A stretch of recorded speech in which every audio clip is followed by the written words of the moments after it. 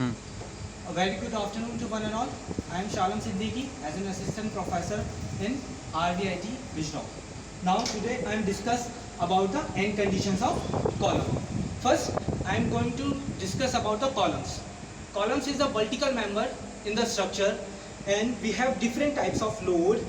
First point load, second UDL and the third is UVL, universal varying load.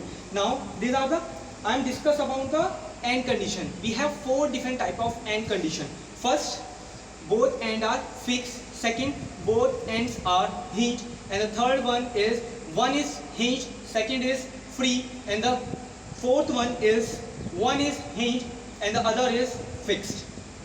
Now, from here, I am discuss about this is the first end condition. The first end condition is both ends are fixed.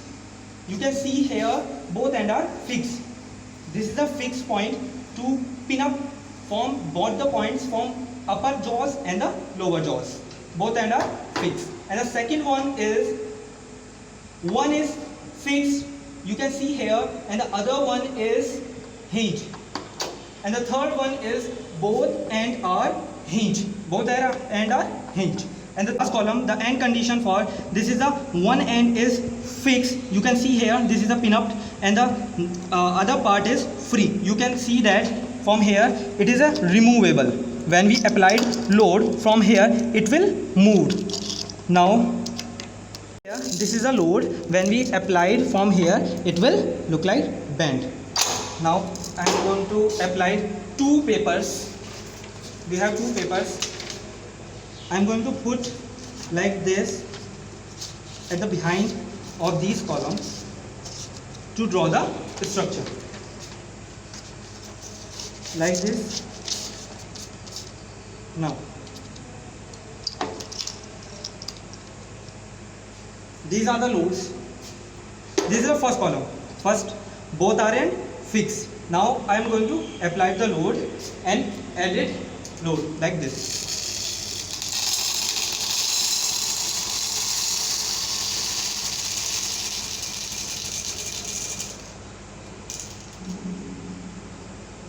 You can see here the load is applied and the column will bend.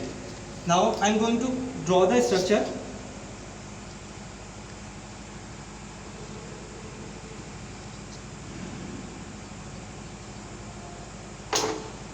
This is the effective length. When we apply the load, the effective length will come, and the effective length for the both ends are fixed is LE equals to L by 2. Now the second one, now I am going to apply the load in the column of one end is fixed and other is hinged. I am going to apply load like this.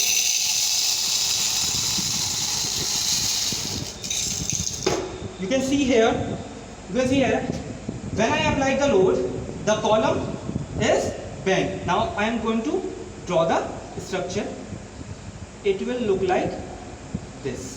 This is the effective length, and the effective length for both R and hinge is LE equals to L. Now the third one is both R and hinge. When we applied load,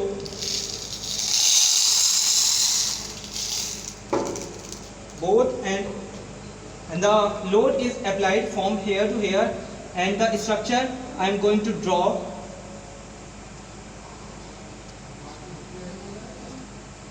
is like that. And the effective length for both R and hinge is L equals to L. And the last one is one end is fixed and other is free. The effective length for one end is fixed and other is free is L equals to 2L. Now I am going to apply the load. You can see here how to apply the load, just like that. It is movable from one end and other is free. From here I am going to draw the structure.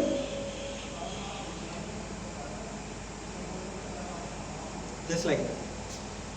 Now come to first, both R and fixed. Both R and fixed is L equals to L by 2. L equals to L by 2. Now the second one is one end is fixed and other is hinged. For this case, L equals to L upon root 2. And the third one is both are end hinged and the effective length for this L equals to L. L is the actual length of the column. Now the last one is LE. This is the fixed and other is free. L equals to 2L. From here we will calculate the effective length. From this topic we have learned about the end conditions of the column. Thank you everyone.